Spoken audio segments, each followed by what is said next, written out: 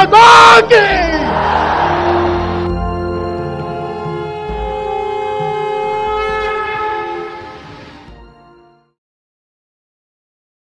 దేశ భాషలందు తెలుగు లెస్స, తేనెలకు భాష మన తెలుగు భాష.